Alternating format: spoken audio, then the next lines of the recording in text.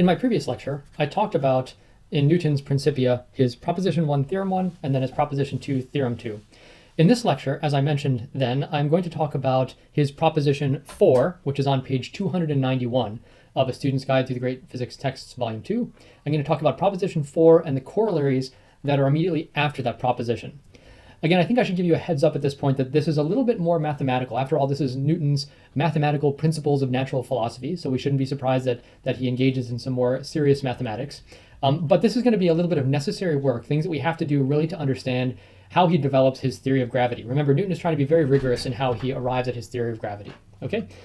And also, maybe I'll say this at this point, the lab we're going to be doing this week is related to the corollaries in this proposition 4. So proposition 4 and the corollaries is a subject matter for the force and rotation lab that we'll be doing this week. So our reference is Newton's Principia, book 1, section 2, and this is proposition 4, and this is in my student's guide, page 291.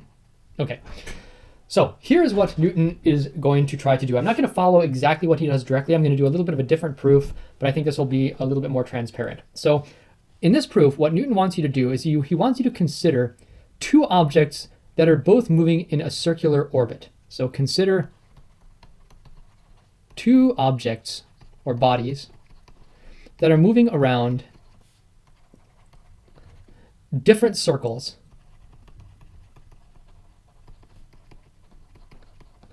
at constant, but perhaps different speeds.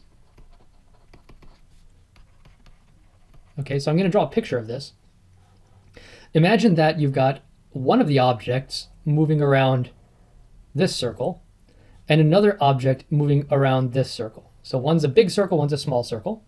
And this big circle has a radius r. And let's suppose that during some time interval, delta t, that object moves from here to here, so it moves through some arc length right there, okay? And then this other body, it's moving around a circle also. It's going at a constant speed, just like this one.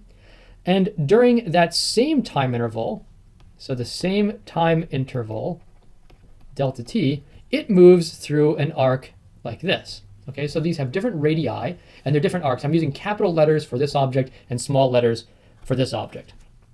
Okay, so this is object 1 and object 2.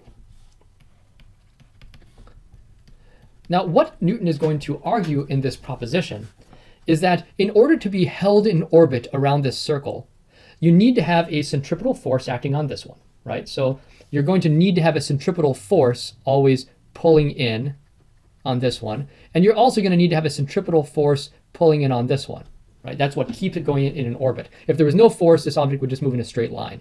So the force is what keeps it moving in the orbit. And what he's going to argue is that these two forces required are going to be different forces, but they're going to be related to one another. In particular, he's going to say that the centripetal force required to hold this body in orbit is to the centripetal force required to hold this body in orbit in a certain ratio. What is that ratio? He argues, this is what he's going to try to prove, that it's equal to the ratio, I'm just going to write this out, the arc length squared divided by the radius of the big circle in the numerator, and here the arc length of this one squared divided by the radius of this circle. This is one of the claims that he's making in this proposition. So this is claim 1. That in order for these two objects to be orbiting, they experience centripetal forces. And so I guess maybe I'll call this claim 2. I'm going to order these differently. Claim 1, I guess I already said this. Claim 1 is that there must be a centripetal force. A centripetal force. And claim 2 is that in these two objects, the centripetal forces are related by this formula. That is what his proposition 4 is saying, that if you have two objects orbiting like this, there must be centripetal force acting on both of them, and the centripetal forces are in this ratio. Okay? So that's the claim. Now let's go ahead and see how he demonstrates or how he proves each of these claims. So first of all, let's do them in the order of claim 1 and then claim 2. So proof of claim 1.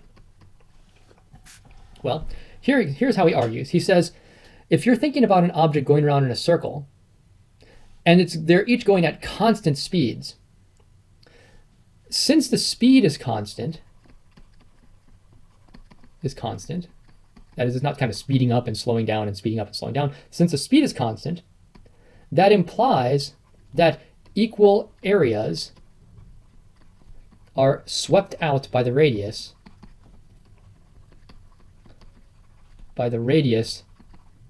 drawn from the center to the object in equal times. After all, if during the first second it sweeps out a certain area, during the second second it's going to sweep out the same area, during the third second it's going to sweep out the same area, during the fourth second it's going to sweep out the same area, and that's all because it's moving at a constant speed. Okay, so equal areas are swept out in equal times, and then we know immediately there must be a centripetal force. And we know this by the proposition that we proved in our last lecture, proposition 2 or theorem 2, right? Proposition 2, theorem 2 said if an object is moving in a curve and equal areas are swept out in equal times, then there must be a centripetal force. So there we have it. Claim 1 is correct. There must be a centripetal force acting on this object. Okay, that was a pretty easy one. All we had to do was invoke proposition 2, theorem 2. All right, now let's look at his proof of claim 2. This one is hard. Proof of claim 2. Remember, our claim 2 is that not only that there is a centripetal force acting on this body and this body, but they have this particular relationship between them. So how is he going to go about demonstrating this? And I'll tell you what, I'm going to get rid of this for now. I'm going to draw a couple of more pictures. You know what? Tell you what, I think what I'm going to do is I'm going to stop here and begin this in my next lecture, okay? Because it's going to take a little bit more time.